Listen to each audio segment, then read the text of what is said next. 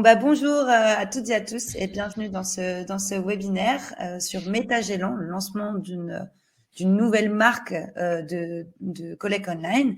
On va parler, j'ai prévu un peu 4 parties. Donc, une première partie sur la genèse, une autre partie où on parle un peu plus de ce qui a été fait déjà et ensuite de ce qui va être fait.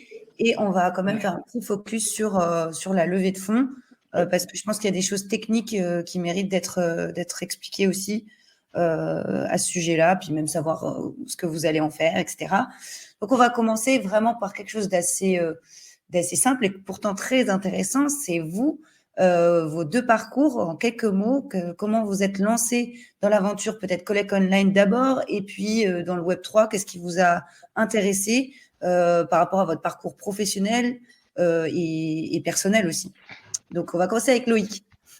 Ok, Loïc Schpacher, moi je suis le président, cofondateur de Collect Online qui devient MetaGélant pour sa partie métaverse, mais on en reparlera juste après. Comment tout a commencé? Moi, initialement, je suis collectionneur de monnaie antique. Moi, depuis tout petit, j'ai une vingtaine d'années là-dedans, et un jour, j'ai fait le grand écart des monnaies antiques vers la crypto-monnaie autour de 2015 en m'intéressant à l'écosystème crypto, à aller lire des white papers, à faire mes premières ICO et à avoir des projets vraiment très très sympas qui étaient en train-net et qui étaient les briques et les prémices du Web3. Et un jour, on a créé quand on a créé Collect Online qui devient MetaGélant, toute cette partie métaverse NFT, en fait, moi, c'est des sujets que j'avais à cœur depuis longtemps, et j'ai longtemps réfléchi à une manière intelligente et utile d'intégrer ça dans ce qu'on faisait. Et en fait, c'est passé par. Faut pas que j'aille trop loin, sinon je vais spolier des sujets d'après. Mais voilà, en fait, j'ai passé 5-6 ans dans la crypto et ça m'a donné plein d'idées. Et Julien Quentin, l'associé cofondateur qui est pas là, on a commencé en même temps en 2015. Donc c'est un sujet qui traîne dans notre tête depuis très longtemps. MetaGélant De n'est pas là. façon personnelle, et ça s'est lié, ça s'est mélangé au professionnel. Et tu as fait quelles études, toi? Ingénieur informaticien à la base, j'étais développeur, testeur, enfin j'étais plutôt responsable d'application, product owner, chef de projet. Ok. Mm. Bon, super. Alors, à Laurent, maintenant. Alors moi, je suis le plus vieux de la bande en fait. Donc moi, j'ai connu effectivement l'Internet, le Web 1, le Web 2 et je suis tombé dans le Web 3. J'ai connu l'Internet à ses tout départ, là, c'est avec les petits modems qui faisaient du bruit, les pages fixes, ce qu'on pouvait rien faire. Et j'ai créé en fait dans les années 2000 une entreprise qui est devenue la troisième plus grosse entreprise de création de sites Internet en Europe, donc qui faisait plusieurs dizaines de millions d'euros. Et en fait, après tout cela, j'ai beaucoup travaillé en marque blanche pour de grands groupes, pour leur mettre en place effectivement tout leur système de différents sites internet. Et puis Loïc est venu me chercher il y a de ça maintenant un peu plus d'un an, où on a commencé effectivement à discuter un petit peu de Collect Online et de son futur. Et puis quand j'ai vu effectivement la partie où il tentait d'aller, c'est-à-dire sur la partie plus Web3, Metaverse, etc. Là, j'ai dit, ça y est, ça c'est le nouveau gros pivot, effectivement, du web, et ça m'a énormément intéressé. C'est pour ça que je suis rentré dans l'aventure. Ok. C'est Et vrai que donc, sur la partie plus particulièrement Web3, j'ai pas dit, en réalité, on est vraiment rentré dedans. C'est à la lecture du white paper 2017 de Decentraland, qui était à l'époque un projet de métaverse. Et derrière, ça a été notre première entrée dans les métaverses. Et ça a été nos premiers NFT. là, vous connaissiez déjà? Non. Laurent, non, là, c'était à cette époque, c'était avec Julien Quentin, qui n'est pas là, le second cofondateur. Et votre rôle à chacun, alors comment ça se répartit un peu si vous pouviez juste parler aussi de peut-être quelques autres membres de l'équipe assez rapidement, quoi, mais expliquer comment vous, enfin voilà, comment c'est réparti les tâches entre vous. Moi, mon rôle, en fait, était de rentrer chez Collect Online et donc maintenant chez Metagelan. L'objectif, en fait, était surtout de mettre en place toute la stratégie de développement, puisque effectivement, on a des ambitions d'aller dans d'autres métaverses. Donc, il fallait effectivement pouvoir voir un petit peu tout ce qui sortait actuellement, puisqu'on a beaucoup de projets qui sont en train effectivement d'apparaître sur de multiples métaverses. Et donc, l'idée, effectivement, c'est déjà de voir un petit peu ce qui existe. Si nous, Metagelan, on a un intérêt à venir poser nos valises dans ces nouveaux univers et pouvoir après mettre en place effectivement les canaux de commercialisation, que ce soit sur l'event, que ce soit sur la partie location d'exposition, etc. Donc, tu fais le développement, mais pas spécialement. Enfin, c'est plus stratégique que Ouais, technique. c'est ça. Ouais, c'est Et ça. C'est ça. qui fait la com et qui gère l'argent dans votre équipe? Ah, Ben, l'argent, c'est Loïc, hein. L'argent, c'est moi. La levée de fonds, c'est moi. Voilà, la compta, tous les trucs joyeux à faire quand on débute. Pour l'instant, c'est moi qui gère cette partie. Et du coup, moi, c'est vrai qu'en termes de casquette, moi, j'avais une casquette un petit peu transverse au départ parce que j'ai à la fois des compétences métiers, techniques. Et j'étais le collectionneur qui avait ce besoin produit pour amener tout ça, pour aller sonder les utilisateurs, qu'est-ce qu'ils ont besoin, quelle est la bonne solution. C'est des choses que j'ai beaucoup fait, que j'ai aimé faire, et j'ai toujours aimé faire le lien, le pivot entre les équipes techniques et le métier et le besoin final. C'était un peu ma carrière, mon métier d'avant. Et du coup, pour rebondir sur les autres compétences de la team, Julien Quentin, lui, le CTO de la bande, c'est un vrai pur profil tech, architecte logiciel, un passionné de tech qui a passé ces 6 dernières années avant de nous rejoindre. Il était à la direction générale du Trésor public et il bossait à l'ambassade de France, donc sur des applications très costauds. Et c'est lui qui nous fait notre veille, c'est lui qui fait les développements, vraiment tout ce qui est code métaverse, parce que derrière, il y a du code, c'est pas que de la modélisation, c'est lui, la veille technique, c'est lui. Et c'est lui qui nous permet de bâtir une infrastructure solide, robuste, moderne, innovante, et qui va faire également, voilà, quand il y a des freelances, des projets à lancer, tout ce qui est cadrage technique, ça sera du côté de Julien. Et après, je te laisse parler de Laetitia et Christine, Laurent. Donc, Laetitia, en fait, c'est notre architecte 3D. Donc, c'est à elle qu'on doit en fait les beaux bâtiments qui sont aujourd'hui dans le métaverse Decentraland et qui seront maintenant après posés dans d'autres métaverses à futur. C'est elle qui aussi gère, on va dire, toute la partie cahier des charges et relations avec les clients concernant leur mise en place d'expositions, leur mise en place d'événements, donc toute la partie personnalisation. C'est elle qui intervient effectivement là-dessus pour toute cette modélisation. Et puis, un petit peu comme tout le monde, elle participe aussi à la communication de l'entreprise. Et vous n'avez pas encore quelqu'un spécialisé dans le marketing dans votre équipe? Non, on a un peu toute cette double casquette. Bon, c'est ma casquette normalement officielle, mais c'est vrai qu'on fait un petit peu de tout là-dedans. Mais oui, ça, c'est ma casquette principale. Et puis après, on a Christine qui, elle, est surtout effectivement donc une passionnée d'art et qui a un réseau extrêmement important dans le monde de l'art et qui effectivement va aussi vulgariser toute cette partie métaverse pour inciter effectivement les gens de l'art à venir chez nous exposer. Elle fait en quelque sorte business dev et curation de. Voilà, parce que vous allez. En fait, on va quand même peut-être résumer rapidement avant de. En fait, j'avais une dernière question sur cette partie-là, et puis après, je pense qu'on va quand même faire un petit pitch en règle pour expliquer bien ce que vous faites avec Metagelan. Mais je voulais poser une question absolument à Loïc, puisque c'est un collectionneur de pièces anciennes à l'origine, donc par passion, j'imagine. Je voulais savoir, selon toi, est-ce que il y a un point commun entre un collectionneur de pièces anciennes et un collectionneur de NFT? Est-ce que c'est juste une autre technique, mais est-ce que ce sont le même genre de personnes ou est-ce qu'on est sur deux types de profils vraiment différents? Je pense qu'il y a quand même il y a à la fois des similitudes et à la fois des grandes différences. C'est-à-dire qu'il y a quand même des collectionneurs qui, notamment dans les numismates, qui ont besoin de ce côté tangible et concret de la monnaie. Moi, c'était mon cas longtemps. J'ai longtemps discuté avec quelqu'un qui voulait me faire rentrer dans la crypto dès 2014, 2013, et j'étais un peu hermétique parce que pour moi, ça devait être concret. Je me mets voilà, si demain on revient à l'étalon or pour de la monnaie. Je serais pas forcément mécontent. Donc j'ai mis un petit peu de temps à passer de ce côté-là, mais comment dire, je vois quand même beaucoup de numismates qui s'intéressent au côté crypto-monnaie parce qu'il y a quand même des codes, on parle de tokens, de jetons, c'est la même chose. Et quand on parle de NFT, on est sur quelque chose qui va se collectionner, on va être sur la génération de rareté.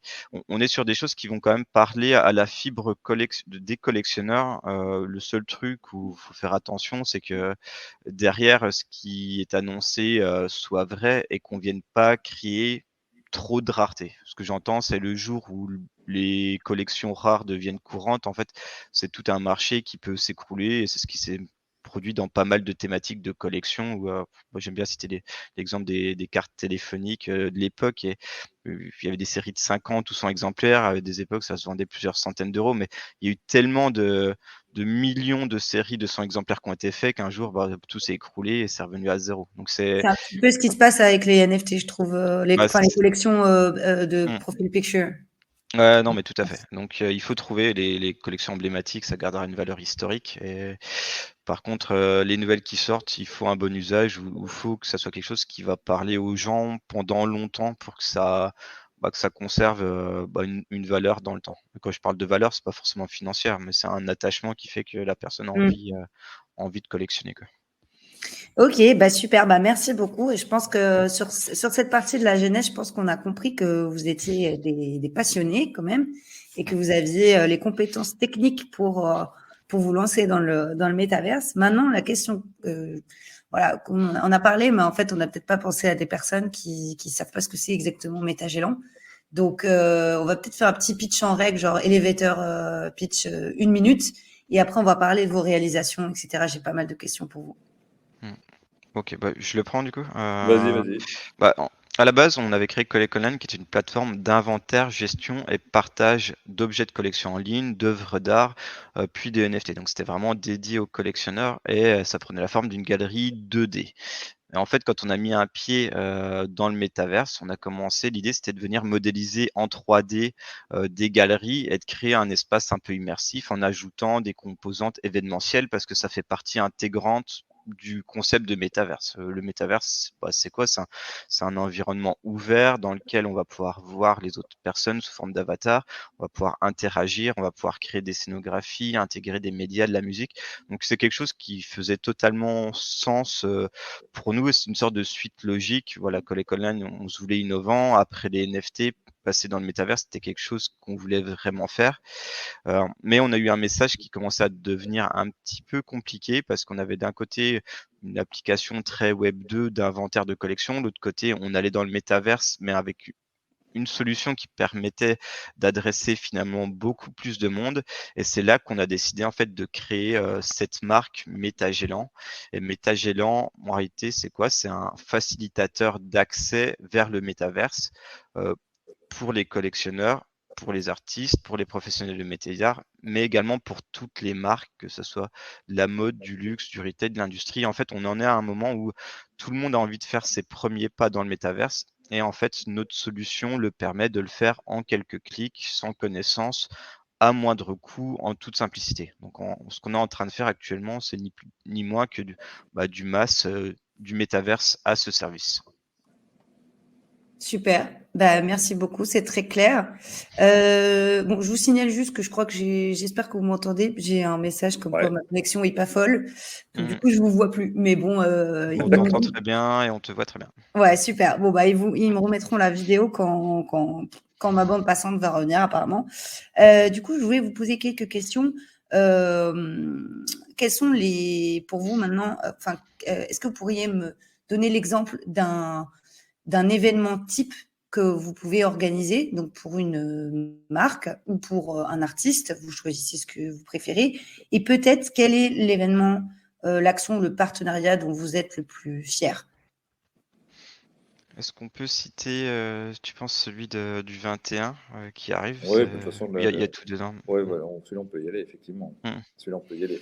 Donc là, effectivement, le 21, il va y avoir un énorme événement qui va se mettre en place avec le partenariat de 20 Mint, donc Laurent Beignet, qui est le rédacteur en chef. On nous a demandé, en fait, tout simplement, de venir mettre en place cet événement.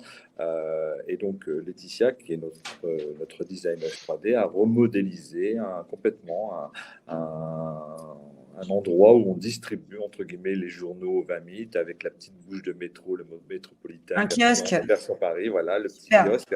Et on va avoir donc des petits personnages qui vont distribuer effectivement des versions de 20 minutes en PDF. Donc ça, c'est effectivement quelque chose dont on est assez fier, puisque Loïc avait fait partie aussi de ce fameux comité où, en ayant acheté les fameuses imprimantes NFT, les fameuses machines à écrire, pardon, NFT, on avait pu effectivement participer à la rédaction du premier 20 minutes. Et donc ça, c'était un projet qu'on avait vraiment aimé dans sa philosophie et qu'on voulait absolument suivre, et aussi pourquoi pas y participer en les projetant effectivement dans le métaverse. Et ça va plus loin que la modélisation, c'est-à-dire qu'en fait, pour créer ce côté événementiel et que les gens viennent et soient intéressés par l'événement, bah, on a designé un wearable. Un wearable, c'est quoi? C'est un vêtement, un sac, une paire de chaussures que son avatar pourra porter. Donc, on a fait un polo aux couleurs de 20 Mint qu'on pourra récupérer le jour de l'événement. On a également mis en place un pop. Un pop, c'est un petit badge NFT à collectionner qui permet de dire bah, j'y étais. Donc, ça paraît être un gadget, mais ce concept de pop, moi, je trouve ça génial parce que dans 20 ans, en fait, ça va être une boîte à souvenirs inaltérable, et peut-être qu'il y a des gens qui vont raconter bah, moi, j'étais il y a 20 ans avec Métagélant, la première distribution d'un journal grand public dans le métaverse. Donc c'est quelque chose qu'on aura, et on aura également, on n'a pas précisé l'heure, donc ça commence à 19h30, et à 20h, on a un DJ Buffalo qui va faire un super set sur le toit de notre bâtiment. Donc voilà, c'est une expérience un petit peu où il va se passer pas mal de choses. Quelqu'un qui n'y connaît rien peut repartir avec ses premiers NFT, faire ses premiers pas dans le métaverse. On va communiquer sur un tuto, comment ça marche, comment même créer son wallet, comment se connecter, comment aller récupérer. Donc il y a ce côté aussi pédagogie, innovant, ouverture. Donc voilà, je pense que c'est un très bon exemple d'événement. Et on peut comme citer celui qui aura lieu le 22, parce que c'est un très très bel événement aussi. Et on en vient de hier. Hier, on a fait la soirée d'inauguration de WAGMI Trend, qui est un média Web3 c'est franchement génial ce qu'ils sont en train de faire pour démocratiser le Web3, les NFT, la crypto au plus grand monde. Et en fait, on va reprendre un certain nombre de vidéos, on va recréer un lieu dans lequel en fait les personnes qui n'étaient pas là pourront en quelque sorte revivre cette Voilà. soirée dans le métaverse. Et du coup, là, c'est deux beaux événements qu'on a. Bon, bah, je vais venir aux deux, moi. Voilà. Alors, est-ce que c'est les deux sont gratuits? Oui, Ok. oui. Donc, l'éditeur, c'est gratuit. L'entièreté des événements, effectivement, est gratuit et est accessible à tout à chacun. Je crois qu'on a un pop aussi depuis pour quand vous WAGMI. faites, pardon, je t'en prie. Non, il y aura aussi des pop à collectionner pour WAGMI, il me semble. Ok. Depuis combien de temps vous avez lancé cette activité enfin, quel est votre premier client, c'était quand? Et combien vous avez eu de clients jusqu'à maintenant? Est-ce que vous avez une indication sur le panier moyen? Enfin, comment vous facturez ça? Est-ce que c'est une activation de marque dans le métaverse? Est-ce que c'est comme de l'événementiel? Enfin, voilà, je voulais savoir un peu. Parlons argent un petit peu quand même. En fait, tout va dépendre un petit peu du besoin du client. On a par exemple effectivement des artistes qui veulent simplement exposer leur NFT chez nous, qui n'ont pas besoin de personnalisation à outrance. Et là, on va partir effectivement sur des petits sets extrêmement simples, puisqu'on va tourner autour d'une centaine d'euros par mois pour pouvoir exposer effectivement ces premières collections. C'est une location. Voilà, c'est une location, effectivement. Il faut nous voir avec un comme contrat de location ou Voilà, c'est... exactement. Il faut nous Ok. voir un peu comme des locataires de galeries que l'on va effectivement mettre en place et à disposition des différents artistes. Et puis effectivement, en fonction du nombre d'œuvres, en fonction des surfaces qu'ils souhaitent et en fonction des personnalisations, forcément, à un moment donné, la tarification peut changer en fonction des besoins qui vont nous être demandés. Donc ça, c'est le premier point, c'est-à-dire, on va dire, sur la partie exposition, art et galerie. Et puis après, effectivement, il y a toute la partie event, c'est-à-dire que là, dans la partie event, on va déterminer avec l'entreprise ce qu'elle a besoin de faire. Alors, elle va peut-être avoir besoin de salles de conférence pour pouvoir effectivement présenter les informations importantes de l'entreprise. Elle va peut-être avoir besoin effectivement de mettre aussi en place du gaming, de mettre en place un peu d'incentive avec des concerts, avec toutes des petites choses effectivement à gagner, des wearables, etc. Donc tout ça se met petit à petit effectivement en place. On établit le cahier des charges et après on établit effectivement une tarification par rapport à ça.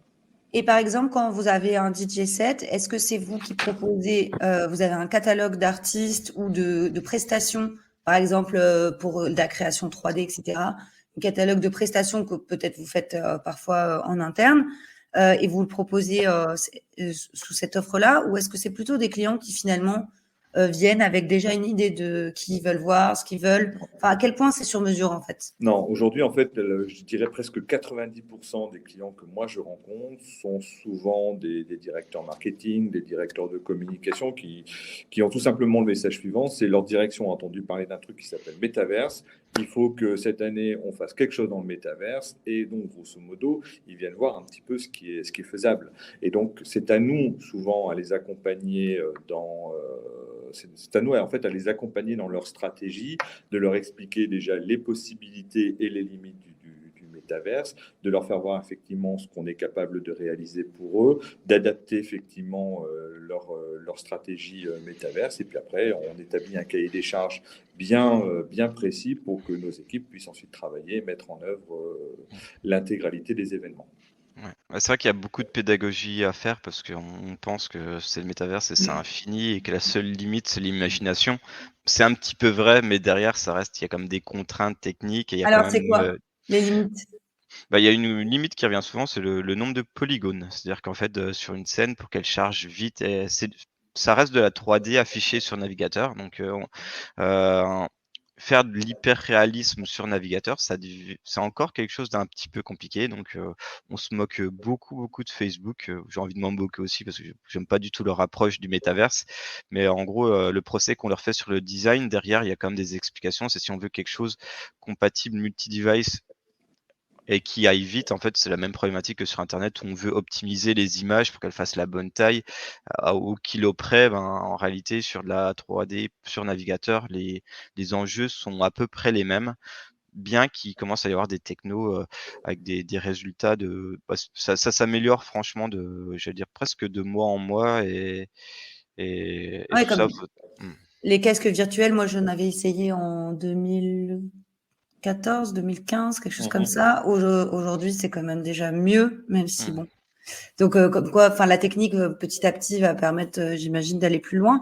Et qu'est-ce que vous répondez à des personnes qui, parce que j'imagine que vous avez peut-être déjà eu un client comme ça, il est chargé d'eux, mais il n'est pas convaincu parce que il voit pas, par exemple, le retour sur investissement, puisque l'adoption, elle n'est pas encore massive. C'est difficile de faire venir des personnes à un événement dans le métaverse. Donc, qu'est-ce que vous répondez à ces personnes qui disent que finalement, bon, c'est un peu juste de la pub pour faire un article et voilà quoi.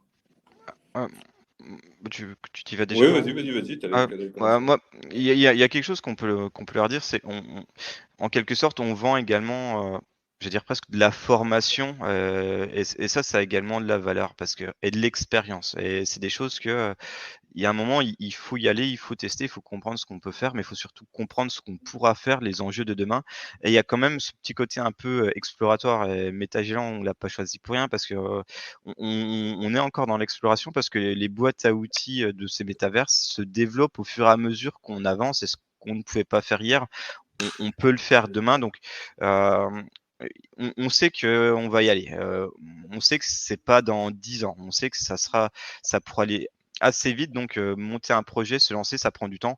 Donc, il y a un moment, faut se lancer. Donc, peut-être que l'expérience sera pas tout à fait parfaite, mais on peut déjà faire des choses très sympas, des choses où les gens s'en rappellent.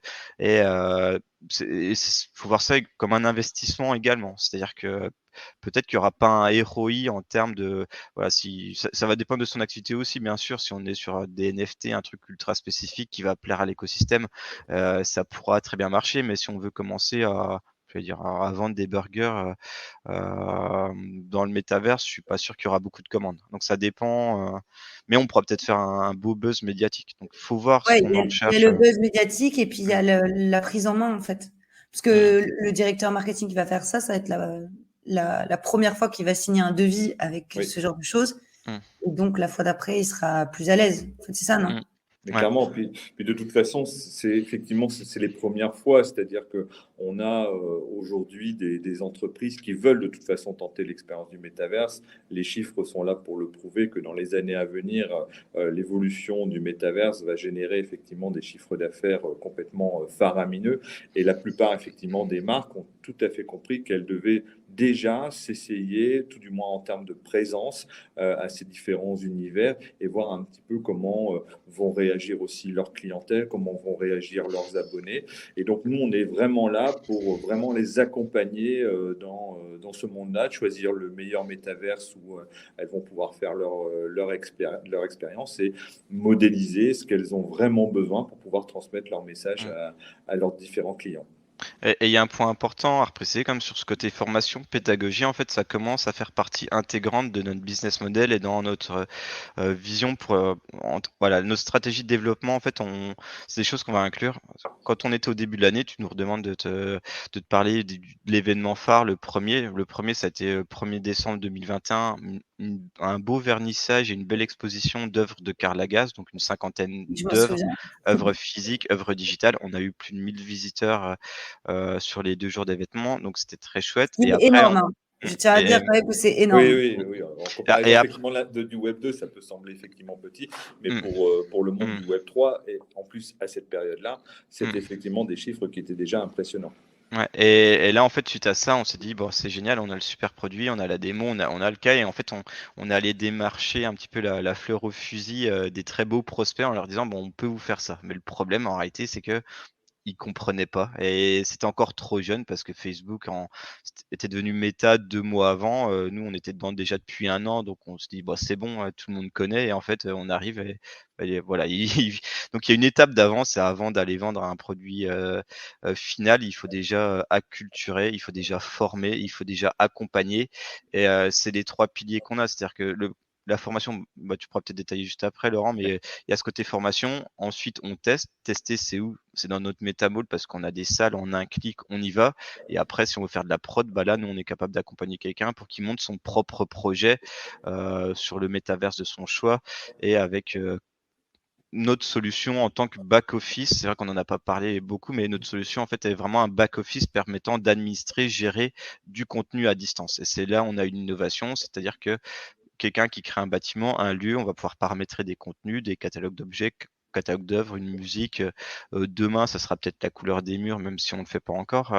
Mais l'idée, c'est de pouvoir déporter toute cette gestion et de pouvoir. Donc là, D'accord, j'ai. donc lui, il pourrait choisir une partie Ouais, de ce c'est qui est ça. affiché. C'est- Alors Mm, du coup, là, maintenant que vous avez parlé de formation, etc., donc mm. et de tests et ensuite de prod, comment ça, est-ce que vous facturez la partie formation et comment ça se répartit vous dans votre chiffre d'affaires? En fait, qu'est-ce qui vous rapporte le plus là pour l'instant? Alors, la formation à terme va représenter à peu près un quart de notre chiffre d'affaires. C'est-à-dire que là, aujourd'hui, on a signé des gros partenariats avec de gros organismes de formation en France qui vont nous permettre en fait de diffuser les formations sur le métaverse et d'ailleurs de l'initiation jusqu'à quasiment les métiers du Web3. Donc nous, ça va nous permettre effectivement de rencontrer à la fois des entreprises qui vont être en demande de renseignements, de pouvoir effectivement détecter des besoins et ensuite les amener effectivement sur nos prestations un peu plus classiques se trouvant dans Metagilant. Mais moi, je pense dans tous les cas, que c'est quasiment en fait ce que l'on faisait à l'époque dans les années 90 quand on amenait les gens en formation pour leur expliquer ce que c'était qu'Internet, comment ça fonctionnait, comment envoyer un email, comment se connecter à son site Internet, etc. C'est-à-dire qu'aujourd'hui, on a quasiment 90% du parc salarial qui n'a jamais mis les pieds dans un métaverse. Donc, il va bien falloir former effectivement chaque salarié de chaque entreprise à pouvoir venir se connecter via un MetaMask, créer son wallet, etc. et se connecter et faire sa première expérience dans le métaverse. Nous, on est peut-être tous un petit peu gamers sur le côté, donc se déplacer dans un univers 3D, on en a l'habitude parce qu'on est tous peut-être un petit peu joueurs, mais pour beaucoup de gens, ça va être effectivement une toute nouvelle expérience et donc il faut petit à petit aussi les habituer à ce genre de manipulation. Moi, je confirme que j'arrive à peine à marcher dans des Voilà. J'ai jamais, enfin, je comprends pas le truc avec, il y a la souris, il y a les flèches. C'est ça. J'ai jamais joué aux jeux vidéo, donc tu baignes dans ce domaine-là, on va dire toute la journée. C'est pour ça que moi, je me suis inventé un petit personnage que j'appelle Monica la compta. Monica la compta, elle est derrière son ordinateur, tu vois, elle rentre des chiffres sur des tableaux Excel, et elle, les métavers, c'est un truc qui lui est complètement étranger. Sauf que si son entreprise, effectivement, décide demain que les prochaines réunions, elles vont plus se passer sous Teams ou sous Google Meet, mais qu'elles vont se trouver à l'intérieur du métaverse, il faudra bien qu'elle, effectivement, elle appréhende ces outils, qu'elle puisse les apprivoiser et les maîtriser. Et qu'elle n'ait pas trop mal au cœur aussi, parce que parfois c'est un petit peu. Oui, bon, on restera pour l'instant. En fait, c'est parce que tout à l'heure tu parlais effectivement de lunettes 3D. Aujourd'hui, on a aussi, pour la plupart d'ailleurs, dans ces métaverses, encore des métaverses qui sont sur un écran d'ordinateur classique. Ouais, mais moi j'ai mal au cœur. Voilà, oui, bon, après ça, c'est un autre problème. C'est une question d'habitude, je pense. C'est comme, aujourd'hui, enfin, moi je fais énormément d'ordinateurs, j'ai plus de mots de tête par rapport au fait d'être en face d'écran, quoi. C'est un peu triste, mais c'est comme ça. Enfin, c'est un peu triste. C'est un jugement. Il n'y a pas de, voilà. Mais en tout cas, je pense qu'en effet, il y a beaucoup plus de difficultés pour l'adoption qu'on le pense. C'est pas simplement croire ou non en l'intérêt du sujet. C'est aussi faire le pas d'y aller. Et du coup, il y a un point que j'aimerais comme ajouter sur le côté formation, parce que c'est vrai notre but, c'est clairement pas de devenir un jour de vendre du jour homme et d'être une agence. On est bien là en train de construire une plateforme technologique qui va faciliter l'accès en vendant. On parle de masse, mais en gros, c'est un principe de SaaS, donc sur du software as a service et du récurrent. Donc en fait, le côté formation, ça va nous générer un chiffre récurrent, c'est super intéressant, mais ça sera surtout du lead extra qualifié. Donc ça restera une part, mais ça sera pas du tout la part principale de notre activité. C'est une part de votre stratégie de business développement. Et d'ailleurs, c'est là-dessus que je voulais en venir. C'est que tout à l'heure, Laurent, tu disais les clients viennent vers nous. Bon, on sait que ça marche pas comme ça. Donc, c'est quoi votre stratégie là et ensuite, on va passer justement sur la partie, la troisième partie un peu plus vision, etc. Ça va être notre transition.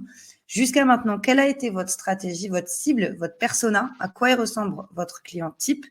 Et quelles sont les évolutions, enfin vers quoi comment vous allez planifier là le fait de tout casser, quoi, de faire du chiffre d'affaires pour les années qui viennent? Alors, il y a vraiment deux profils, on va dire, qui se détachent. Il y a le profil du monde de l'art qui vient maintenant effectivement nous voir pour exposer. Ça, par contre, c'est quelque chose effectivement qui est quasiment en entrant. C'est-à-dire que là, on a des galeries qui nous disent, voilà, on a vu ce que vous avez fait, l'environnement que vous avez créé dans le métaverse nous plaît et correspond effectivement à l'image que l'on veut donner à nos expositions.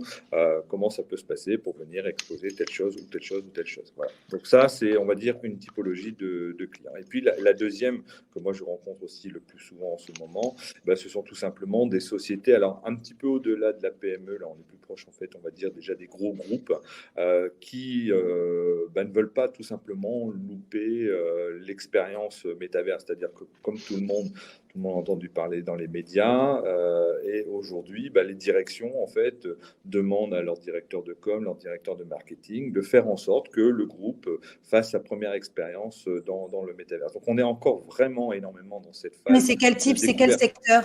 Par exemple, ce sont des entreprises Alors, technologiques, ce sont des non, entreprises. non, pas forcément. Ça, on peut très bien avoir du retail, on peut très bien avoir.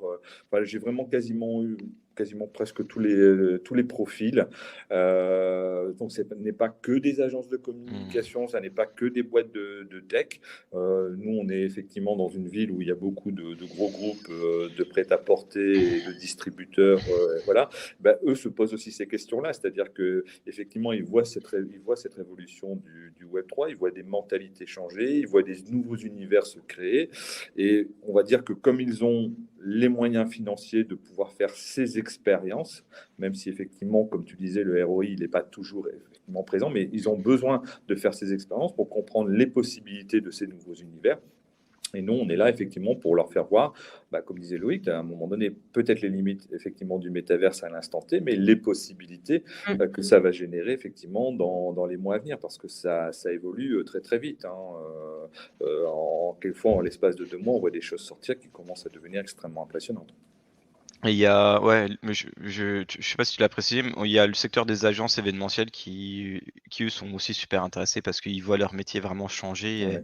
Ouais. Et cette composante événementielle, soit les marques veulent le faire eux-mêmes, donc créer un petit event corporate, créer une petite formation en ligne sympa. Donc ils viennent avec des idées, comment acculturer ma société, le management, l'IT et donc ouais, tout ce qui est agence, en fait, ils sont très, très Moi, fortement intéressés par. ouais, moi j'ai fait une conférence il y a de cela un peu plus d'une semaine où il y avait grosso modo à peu près une centaine d'agences d'événements qui étaient là. C'est-à-dire qu'elles se posent des questions parce que déjà elles ont été un petit peu bousculées avec le Covid. Donc pendant 2 ans, leurs activités ont été mises un petit peu en suspens.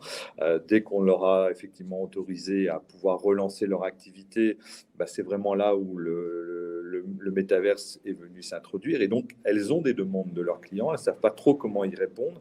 Elles se posent la question, est-ce que ça va venir remplacer définitivement nos métiers? Est-ce que c'est une complémentarité à nos métiers? Est-ce que l'on va devoir organiser des événements en double, c'est-à-dire la partie physique, la même chose effectivement dans les mondes virtuels? Donc, c'est toutes des questions auxquelles qu'elles se posent en ce moment.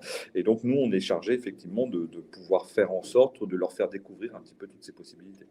Ouais. Et ce qui est compliqué comme dans notre activité, c'est qu'on est sur quelque chose qui change vite, qui est très récent, et le persona évolue. C'est-à-dire qu'il y a des secteurs qui pensaient, nous, ça nous sert à rien, on n'ira jamais.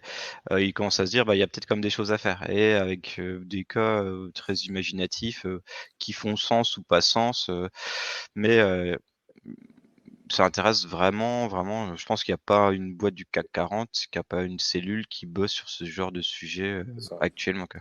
Et du coup, votre stratégie de BizDev, là, c'est d'aller plus vers quoi? Est-ce que vous allez cibler? Enfin, comment vous faites pour contacter toutes ces marques? Alors bon, j'imagine qu'il y a quand On se même un lève peu tôt le l'image de matin, marque. on se lève tôt le matin et on se couche tard le soir. Non, mais j'imagine que c'est pour ça que vous avez créé cette marque, Métagelan, dont on va parler tout de suite là sur la vision. C'est pour attirer chez vous directement, en plus d'avoir un très beau bâtiment dans Decentraland, il faut le dire quand même. Je pense que c'est tout de suite, enfin c'est la classe. Je disais tout à l'heure que les marques veulent bien s'associer à ça parce que c'est qualitatif. Mais est-ce que ça sera suffisant pour être un leader? Bon, alors là, il y a peut-être pas encore. Enfin, voilà, vous avez du monde qui vient par curiosité, mais vous aurez peut-être des concurrents. Donc, et c'est pour ça qu'on va passer sur la partie vision. Et je voulais vous demander pourquoi vous aviez créé cette marque. Bon, c'est assez simple à mon avis par rapport à Collect Online qui était qui était un autre format. Et comment vous avez choisi le nom et qu'est-ce que vous voulez transmettre à travers ça? Comment on a choisi le nom? En fait, c'était marrant, on a fait une session un peu collective, l'équipe, on a balancé des associations d'idées, des mots, des trucs, moi, ce genre de choses, je sais pas trop mon truc, assez sceptique, et finalement on s'est pris au jeu, et finalement en fait, il y a des choses qui sont ressorties, et on s'amuse à mélanger des mots et à Métagelan en fait. Et ça cochait pas mal de cases. Le côté méta, peut-être qu'on nous dira que c'est ringard d'avoir méta dans son nom actuellement, mais actuellement, c'est quelque chose qui parle tout de suite et associé à Magellan, l'explorateur, un découvert de monde qui a tracé sa route, qui a ouvert des nouvelles voies. En fait, ça nous parle et derrière, même en termes de branding, dès qu'il y a de la com, Laurent il s'éclate à faire voguer, notre notre bateau un peu partout, qui vient d'ailleurs de poser. On peut en parler, mais je te Ouais. laisserai l'annoncer. Mais En fait, l'idée, elle était surtout que Magellan, c'est un explorateur qui parle quasiment à tout le monde. C'est-à-dire que quand on a prononcé effectivement le mot Métagellan, pour 90% des gens, tout de suite, c'était association avec le mot Magellan. Et puis, ça faisait aussi un peu passerelle avec Collect Online, les objets d'art, les collections, les choses un peu antiques que l'on peut L'or. collectionner, voilà, l'or, etc. Et ben, effectivement, ces grands découvreurs du XVIIe siècle, du XVIe siècle, eh bien, ça parlait parce que ils partaient vers l'inconnu, ils ne savaient pas où ils allaient. Et puis, une fois qu'ils arrivaient quelque part, pour ceux qui y arrivaient, il y avait tout à construire, c'est-à-dire qu'on trouvait de nouveaux terrains, on construisait de nouveaux mondes, etc. Donc, je trouve effectivement que en ayant pris effectivement un grand découvreur comme Magellan, ça nous permettait effectivement d'explorer tous ces nouveaux univers qui sont en train de s'ouvrir à nous, parce que là, pour l'instant, on ne parle effectivement que de Decentraland, parce que c'est l'endroit où nous sommes partis, c'est l'endroit où nous sommes aujourd'hui. Mais là, actuellement, on a signé aussi d'autres partenariats avec d'autres nouveaux métaverses. Et l'idée, effectivement, c'est de venir poser le bateau Magellan dans ces nouveaux univers pour pouvoir éventuellement donc déjà dupliquer nos propres bâtiments. Comme tu dis, c'est devenu presque notre identité visuelle dans le métaverse. Et donc, l'idée est de venir en fait répliquer ces bâtiments dans ces différents univers pour pouvoir proposer aussi des expériences différentes à nos clients. Parce que quelquefois, tu vas avoir des gens qui vont te dire ah, moi, le côté un peu cartoonesque de Decentraland, c'est pas trop pour moi, nous on préfère autre chose, etc. Et Oui, donc, c'est ça. voilà, nous, l'idée, effectivement, c'est qu'on se propose d'être plutôt multi-métaverse. Et donc, moi, une bonne partie de mon rôle consiste effectivement à découvrir ces univers, voir un peu leurs possibilités. Et puis, quand on a possibilité, effectivement, de s'y installer, on pose nos petites valises, on pose notre bateau, on accoste et puis on commence à construire. Voilà. Chose qu'on est en train de faire actuellement, par exemple chez Metaverse GT, un beau métaverse français qui est en train de naître et qui a une approche un peu différente de Decentraland, qui est très focus grand public, accessibilité, jouabilité et connexion d'outils de communication assez classiques. C'est-à-dire, on a l'impression d'utiliser un Teams d'entreprise, voire c'est peut-être même un Teams qui est derrière. C'est assez fluide, donc c'est un univers dans lequel on pourra proposer des choses un peu différentes. Et c'est là où ça sera intéressant quand on aura créé ces passerelles sur plusieurs. En fait, on pourra amener le bon acteur vers le bon métaverse en fonction de ses besoins. Ok, alors on a reçu une question de Lolo, mais j'ai pas trop compris. Est-ce que le nom Métagellan a trouvé inspiration avec le métaverse? Oui, ça se passe dans le métaverse en fait. Voilà, on pourrait quasiment le scinder en deux, donc méta pour métaverse, et puis Magellan, donc en enlevant effectivement quelques lettres, on obtient effectivement le nom du grand découvreur. Oui. Et à Pour la terme, petite alors, anecdote, Métagellan, on avait utilisé un mélangeur de mots. C'est-à-dire, j'étais allé sur un site où j'ai mis tous les mots et en fait, ça les mélangeait un peu n'importe comment et bon, c'est sorti. Ah, c'est marrant ça, d'accord, ok. J'avais déjà utilisé ça. Et alors, à terme, l'idée, c'est d'enlever Collect Online, après, enfin, de seulement se présenter pour cette activité-là, en tout cas, avec Métagellan. Là, vous n'allez pas toujours garder Buy Collect Online ou qu'est-ce que vous. Il y a une période de transition parce que en réalité sur LinkedIn, notre levée de fonds actuelle, en fait tout ce qu'on faisait c'était déjà du Métagellan, mais avec derrière une marque, une société Collect Online. Donc l'idée c'est Collect Online, ça va devenir à terme un outil de gestion collection spécialisé là-dessus, qui n'aura pas une vocation à aller dans le métaverse. Ça sera une solution de gestion de contenu, d'inventaire, de partage, tout ce qu'on veut, mais ça sera pas. C'était à l'origine, en fait. Ouais, c'est ça. Vous séparez vraiment, vous avez séparé vraiment. Ouais, parce que là, on commençait à tout mettre dessus et ça devenait illisible pour quelqu'un qui venait. Qu'est-ce qu'on fait? On fait du métaverse, on fait de l'art, de la collection, des NFT.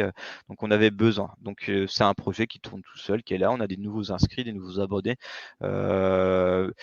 Mais c'est pas l'équipe bosse, donc ça c'est important de le préciser quand même parce que on va parler après de la levée de fonds et ce qui est important de savoir c'est où l'énergie va, où la stratégie va, où l'équipe travaille et on est sur du 90-95% Magellan et Collect Online est un back-office de gestion de contenu. Donc c'est quelque chose qui est important, ça reste l'une des deux jambes du projet, mais on est vraiment dans la pure gestion de contenu, là où Magellan, ça sera plus la marque à destination je veux dire, du grand public ou plutôt des professionnels, mais pour proposer nos services de façon transverse. Donc on a essayé d'atténuer, d'éliminer tout ce rapport à la collection, même si l'art reste quelque chose, l'art et la collection restent quelque chose d'important pour nous. Ok, bah justement, on va parler un petit peu de vos plans, de vos projets, des prochaines étapes à travers la levée. Je pense que c'est plus intelligent plutôt que de se répéter après en parlant de la levée. Alors déjà, première question, on revient un petit peu en arrière. Est-ce que vous avez déjà levé des fonds auparavant pour Collect Online ou pour cette activité-là de Beta-Gélant qui n'avait pas encore de nom? Et sous quelle forme vous l'avez fait? En 2021, il y a eu un premier financement non dilutif, donc autour de 300 000 euros. C'était du prêt sur l'honneur au défi, c'était du prêt bancaire, ça a été la bourse French Tech, des subventions régionales. On a fait le tour de toutes les aides, de tout l'argent qu'on pouvait aller chercher. Je vais dire gratuitement, c'est pas gratuit, ça se rembourse les dettes, mais en gros, on était encore à 100% du capital à fin 2021. Et là, en fait, on a commencé début d'année on va dire un vrai tour d'investissement auprès de business angels de fonds early stage. Donc au départ, on a mis un petit peu de temps à se mettre en route, mais là on est en plein roadshow. On doit pitcher 4 ou 5 BA et fonds là ces dernières semaines, surtout depuis septembre, ça va très fort. Et on est sur une levée de fonds autour d'1,2 million qui est composé pour moitié de dettes obligations convertibles. Donc là, on vient de valider, c'est un step important, c'est les 250 000 euros d'obligations convertibles de la BPI grâce au label French Tech Seed. Donc on a dû pitcher devant nos pairs, devant Euratechnologie, La Pleine Image, Hauts-de-France Innovation Développement, donc pour valider l'idée, l'attraction, le projet. Et avec ce label, on peut aller chercher ce financement. Donc on a de la dette. Ça, c'est l'equity, donc, enfin, la dette, vous l'avez encore, j'imagine, et vous avez de l'equity qui va s'associer à la BPI, c'est ça? En gros, ça va être 600, donc il y a 600 en capital, 600 en equity, en Voilà. capital, 600 en dette, obligation convertible. Et Oui, c'est très courant d'ailleurs que la mmh. BPI fasse ça, c'est-à-dire vous arrivez à lever 600K, eux, ils vous prêtent 600K. Ouais, ça va être un mix BPI, notre partenaire bancaire, mais en gros, c'est ça, Oui. on va arriver à du 1 pour 1. Et en gros, sur les 600K en capital, on cherche encore pour l'heure autour de 250 000 euros. Donc on a déjà des BA qui sont rentrés chez nous à hauteur de 130. On est en signature de LOI, donc lettre d'intention. Donc on a 150 K en lettre d'intention qui sont en train d'être signés. On a déjà reçu, on va dire, 4 sur 5. Donc, on est sur un process qui avance et en ce moment, on a pitché, on a présenté notre projet à des fonds très intéressants, des fonds early ou des BA qui très pertinents. En fait, on a la chance d'être sur un peu un secteur passion. Donc, soit on comprend et on adhère et on peut adhérer très, très fort, soit on n'y comprend rien et donc ça Et on va, passe. donc ça va assez vite. Mais là, Mais voilà, on a fait des vous très beaux avez contacts, etc. donc sur une base de quel valo? On est en pré-monnaie à 2,8 millions. D'accord. Donc, faut que je calcule rapidement dans ma tête. Vous vous diluez à combien? Puisque là, il y a une partie prêt, etc. J'ai plus le chiffre exact, c'est 7, 8, 9, j'ai plus le chiffre exact en tête, mais D'accord, donc donc vous restez quand même très majoritaire. hmm. Et combien de membres de l'équipe sont aussi actionnaires? Tous maintenant, en fait, en gros, il y a Laurent qui est rentré au capital et on a distribué. En fait, là, on est 5 dans l'équipe et depuis 1 an et on est une équipe vraiment très complète, très soudée. Et en fait, on a distribué des agas et tout le monde est maintenant associé de la société. D'accord. Bon, super. C'est important, ça fait partie un peu enfin, ça représente les valeurs du Web3 dans une Complètement. entreprise classique, donc ça fait Bah, plaisir. ouais, c'est normal, quelqu'un qui s'investit pour la société, qui crée de la valeur, qui est passionné dans ce qu'il fait. C'est tout à fait logique. C'est dans la stratégie. C'est dans la stratégie. C'est dans le plan des gens qui nous rejoignent, qui s'impliquent dans la durée. On le fera, on l'a fait, on le refera. Et alors, vous avez une levée aussi sur Krypton, Ouais. qui est quand même un système assez particulier. Donc, j'aimerais bien qu'on s'attarde un petit peu dessus. Déjà, sur comment ça fonctionne, puisque c'est pas vraiment des actions, il y a un marché secondaire, mais c'est quand même avec de la blockchain, mais c'est tout validé. Il me semble ils ont toutes les certifications pour pouvoir vendre des actifs numériques. Savoir aussi, voilà, est-ce que c'est rattaché à des droits derrière ou non? Est-ce on peut considérer qu'on est actionnaire ou non? Et comment elle est inclue, cette levée-là, dans tout ce que tu viens de dire là? Parce que là, il y a quand même, vous avez une diversité de façons de s'investir d'investir dans Métagelan qui est assez grande, quoi. Et encore, un jour, on lancera une collection de NFT, mais j'en ai pas encore parlé à Attention. l'équipe. Non, c'est pour la blague, mais oui. D'abord, pourquoi on a fait ça? En gros, c'est pour rentrer dans une société, c'est comme des démarches, c'est du légal, voilà, il y a des avocats qui interviennent et en gros, on veut pas forcément avoir 25 personnes à sa table de capitalisation parce qu'on parler avec 5-6 personnes, c'est là où c'est intéressant, c'est là où on arrive vraiment à échanger et avoir vraiment du conseil à avancer.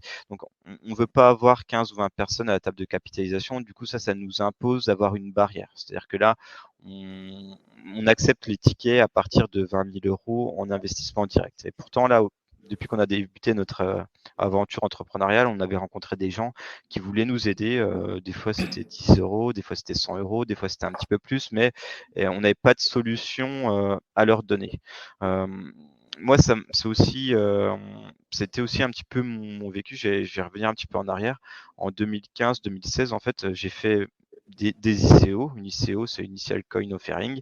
Et en gros, je trouvais ça génial de me dire, j'ai investi sans paperasse dans une startup, un projet qui lance une crypto-monnaie, mais pour financer son développement. Et tout ça, de façon quasi instantanée et avec je veux dire, il n'y a pas de fraude, la règle elle est connue, tout est lisible, ça fonctionne très bien, c'est fluide et en fait quand j'ai découvert Krypton, je sais plus à quelle occasion, peut-être à Euratechnologie ou Technologie avec le ouais, CT. ouais, et en gros, leur vision justement, c'était de prendre ce concept d'ICO et de le mélanger un peu avec une IPO, donc une introduction en bourse traditionnelle, et d'aller chercher tous les labels qui vont bien de l'AMF, ce qui est pas forcément simple, pour sortir leur solution de financement. Donc leur solution de financement, ça consiste en quoi?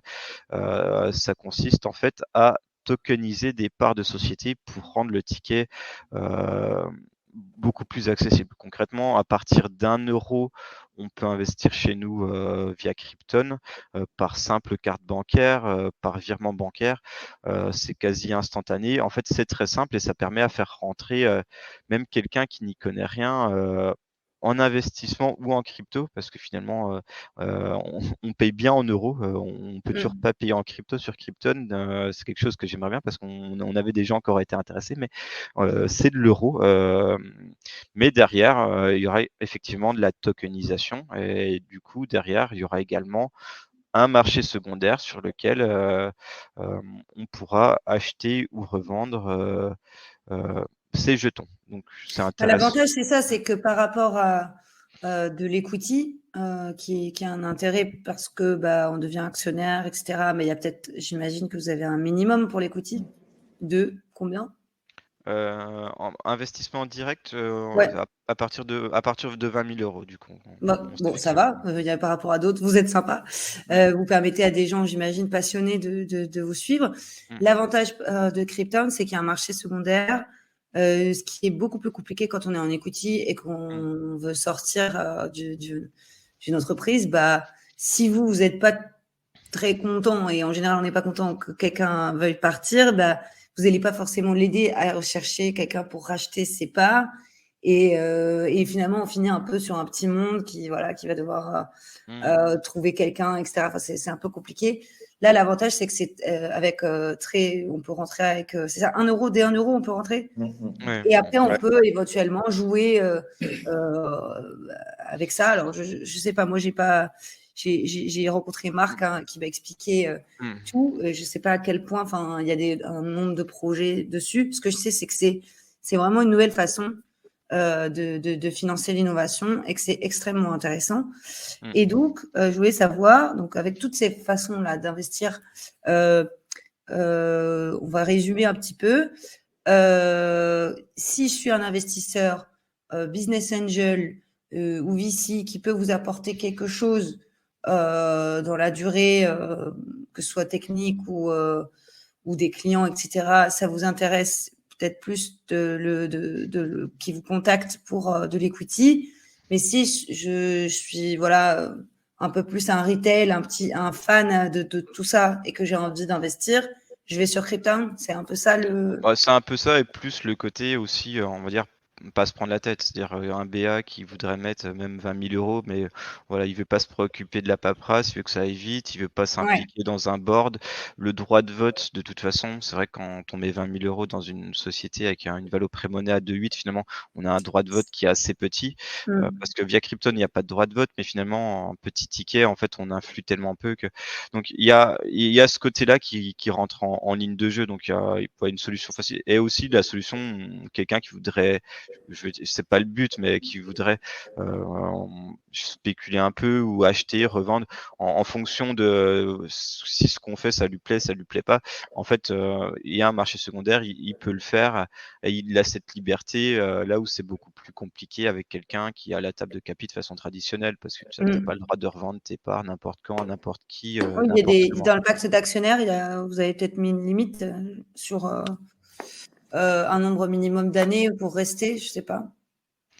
Il y a des choses qui ont été définies, là, j'ai plus tout le détail en tête. Ça, c'est des choses qu'on Mais valide oui, de toute façon, il y a des clauses, il y a des machins, oui, enfin bref, c'est oui, toujours un c'est peu plus ouais, compliqué. ouais, il y a Et, toujours des priorités, et en tout, alors du coup, ça fait combien d'argent vous allez avoir là, combien en Bah, en tout? fait, Krypton rentre dans la partie capitale des 600. C'est-à-dire dans les 600, bon, 600 D'accord. equity, en gros, il y aurait 500 de business angel et fonds early et 100 de Krypton, hein. Donc en tout 1,2 million. En tout, vous allez avoir 1,2 million Mmh, cette année. On vous le souhaite, mmh. qui vont arriver. Qu'est-ce que vous allez faire avec? Quel est votre cash burn? Est-ce que c'est juste développer ce que vous avez fait maintenant? Enfin voilà, j'ai plusieurs questions. Premièrement, quel est cash burn? Et deuxièmement, la répartition de l'investissement chez vous de cet argent. D'autres Le questions. le cash burn, là, on est sur une stratégie, 18 mois. Donc c'est D'accord. on se laisse quand même un petit peu le temps de grandir de façon, je vais dire, saine quand même, avoir des fondations solides. Là, actuellement, on est 5 à temps plein. On est rejoint par un quelqu'un d'autre, un nouvel architecte 3D, le 21. Donc on sera 6. L'idée, ça va être de monter à 14, 15, 16 personnes dans l'équipe. Ça va être vraiment de valider le concept multi-métaverse et on est en train de le faire. Donc on a déjà les mains dedans. Je vends pas un futur, mais il va falloir qu'on travaille quand même parce que c'est pas tout à fait les mêmes contraintes. Le code, c'est pas tout à fait le même. Donc, pour avoir des choses opérationnelles dans 3 ou 4 métaverses, ça va demander un petit peu de temps. Et notre plateforme, en tant que facilitatrice d'accès dans les métaverses, ça sera de l'investissement. Donc, en gros, on va avoir, comme toutes les startups, on va avoir de la tech à recruter. On va avoir de la tech, j'ai inclus développement et modélisation 3D. La partie sales, c'est plutôt sales marketing, c'est plutôt Laurent, mais il Ouais. y aura également bah, En des fait, gens. vous allez aller au bout de cette plateforme parce que pour l'instant, finalement, vous êtes plutôt contacté et vous discutez, vous faites le devis, C'est ça, etc. C'est c'est ça. validé. Et là, vous voulez aller Ah, sur la au bout de, création vraiment du mass, ce que vous appelez Ouais, métavers. aller au bout de l'automatisation. Ce qu'on fait déjà Ok. très très bien, et ce qui est déjà énorme, c'est de la gestion d'un catalogue d'objets ou catalogue d'œuvres ou catalogue produits. C'est-à-dire que nous, on part d'un fichier Excel et d'un répertoire images. C'est importé en ligne, on a sa galerie 2D, on choisit le titre, la description, les images. Il y a les 8 formats pour s'adapter à tous les trucs. Et en un clic supplémentaire, on est dans une galerie, dans un métaverse, et on peut choisir l'ordre. Qu'est-ce qu'on masque, qu'est-ce qu'on affiche, c'est quoi le titre. Et du coup, en fait, on a déjà cette chaîne complète, ce qui est déjà super intéressant. Donc, pas que pour les artistes, en réalité, pour tout acteur qui souhaite mettre en ligne un catalogue produit et le présenter dans le métaverse. Nous, demain, ce qu'on a envie de faire, truc simple qu'on est en train de bosser actuellement, c'est pouvoir paramétrer une musique d'ambiance. Et demain, ça La sera couleur des ajouté. murs. La C'est couleur des ça. murs, on l'a pas encore fait. Il faut que j'en parle à Julien, il va peut-être me taper sur les doigts. Et donc, cette plateforme, là, aujourd'hui, pour l'instant, elle est pas encore créée. Je peux pas me connecter sur Metagelan et louer Et directement. la plateforme actuellement qui permet de manager sa collection d'objets, c'est Coleconan. Donc elle est déjà créée. C'est-à-dire, Oui, d'accord. on Ok. peut déjà gérer sa collection euh,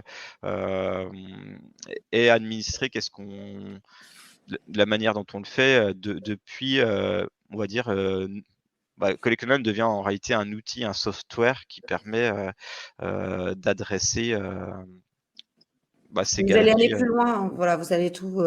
Donc ça, c'est le projet en fait que vous allez. C'est surtout ça, plutôt que d'aller chercher des clients. Enfin, c'est un peu ça ma question. Est-ce Demain, que- Ça va si être les deux, quelqu'un hein. il y aura les deux, mais demain, quelqu'un qui, dans un idéal, c'est quelqu'un, il s'inscrit sur Metagelan, il met en ligne, il dit je choisis la taille de ma galerie, je mets telle musique, là je mets ma marque, là je me mets la description, et après je mets en ligne mes trucs. Demain, si on n'a plus d'intervention humaine, c'est vraiment la cible. Et on le fait déjà sur les petits box automatisés, c'est déjà fait, ça existe déjà, c'est déjà du présent, mais on peut aller beaucoup plus loin. Demain, l'ambition, ça pourrait être une sorte de WordPress du métaverse, de Wix du métaverse, de Canva du métaverse.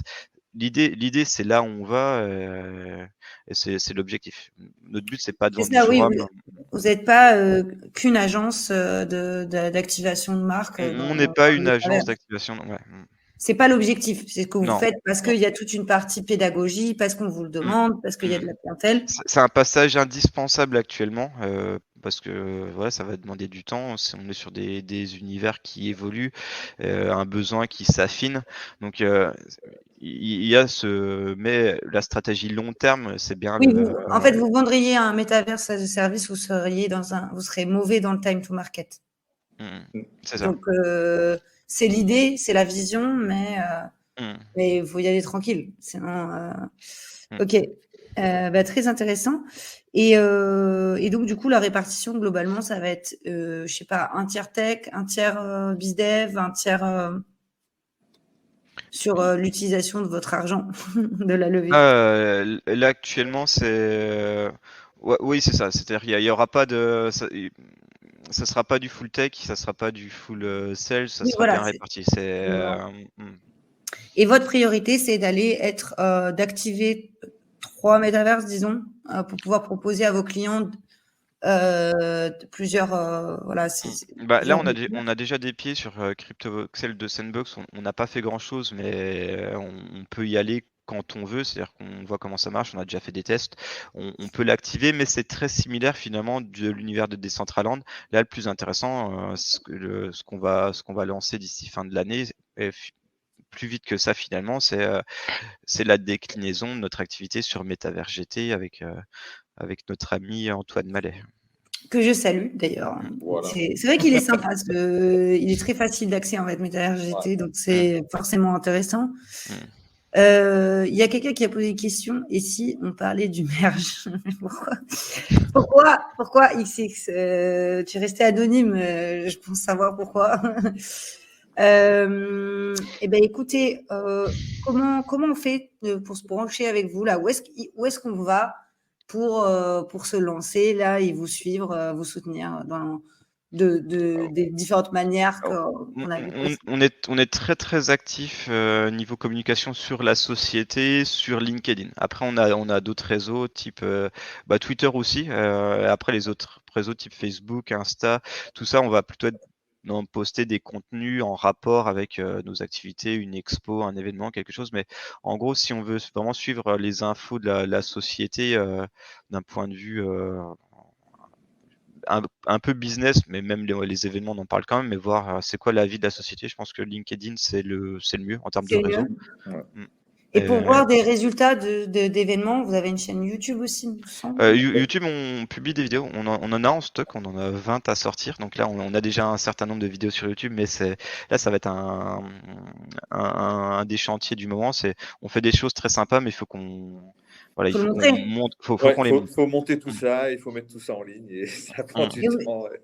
Et vous avez pas envie d'avoir quelqu'un de dédié dans votre Bah, dans votre la- entreprise pour le la- la- marketing, l'image de marque?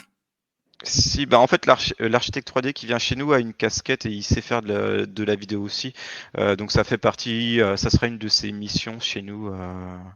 Voilà, à partir du 21. Donc c'est demain, quoi. D'accord. Bon, bah super. Bah écoutez, bravo. Et je sais pas si est-ce qu'on a des questions dans le chat? Moi, je sais pas combien de personnes sont présentes en fait. Je ne sais rien du tout. Non, j'ai pas l'information non plus.